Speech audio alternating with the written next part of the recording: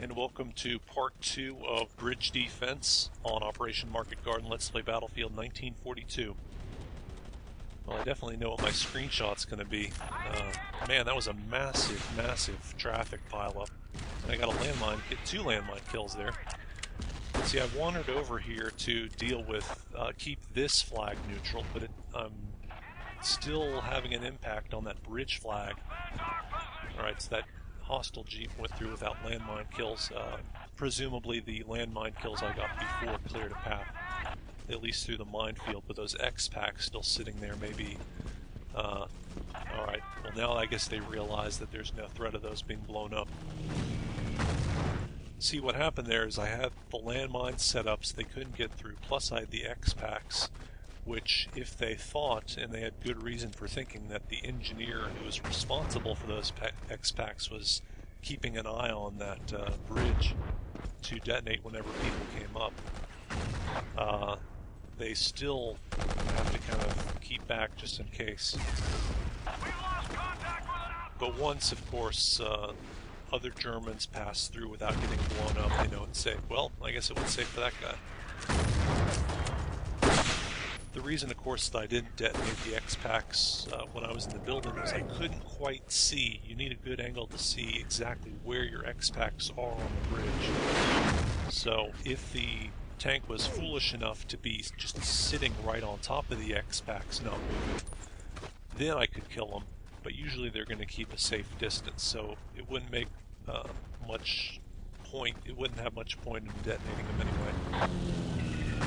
But when I saw that they were already passing through there, I decided to just detonate, and I happened to catch one Panzer tank just on the edge, probably, of the splashdown, the blast radius of a couple X-Packs. And if I haven't mentioned it before, you need, I believe it's two solid blast radius X-Packs on one light tank to kill it. Alright, now that hostile plane should not be hostile because the Germans don't have planes on this map, so I guess once again the Germans have stolen one of our planes. Right, hopefully that Jeep, that friendly Jeep, okay. I was afraid he might go up the bridge. See, this is one map of this game where even though there's friendly fire on the landmines, you can make really good use of them because there's just no point for a friendly to be driving across the bridge. It only leads to the enemy's main base, and actually I can't remember if this is a server that has rules against entering the main base or not, but people generally just won't do it. And I think there's another engineer who set up some gear on this bridge.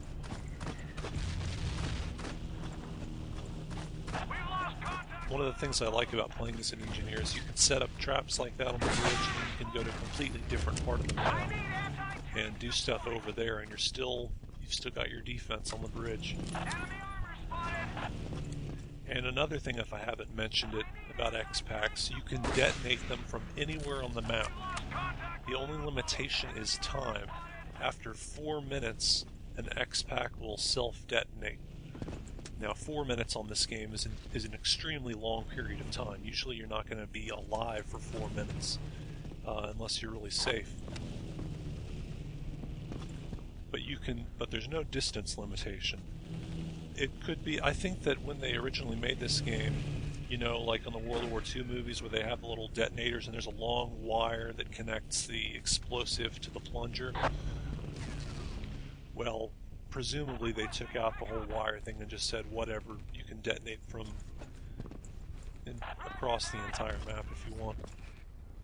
It's not as if the engineer is overpowered in this game. Right, there's a lot of enemies over there. And this is yet... Alright, I'm going to do the X-Pack defense. I think by now, though, if the other infantry had seen me, aside from the guy shot with the engineer rifle and got the kill, and there's another landmine kill that I just got, so presumably that was within the 4 minutes, because landmines also self-detonate after 4 minutes. Alright, the other infantry obviously didn't see me, so they're not going to follow behind. But this is an example of why you normally don't see this powerful defensive tactic is simply because there's not that much traffic. I could sit here the whole map and possibly no infantry would come by and get detonated. But I can still keep the flag neutral. So there's at least a couple hostile infantry buzzing around, probably a lot of them actually, because the Germans have the Stonebridge flag. But there are a lot of different places to hide, a lot of buildings and wreckage to keep this flag neutral.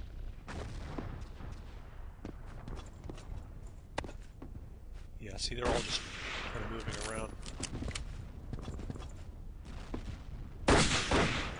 I don't know how I missed that. Alright, I heard another engineer rifle shot, so there's apparently another engineer maybe on the top floor also gunning for these infantry.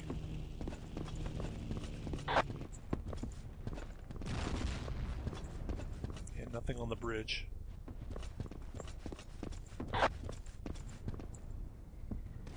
Yeah, see, these guys just keep coming in from the Stonebridge. Alright, one hit on that guy.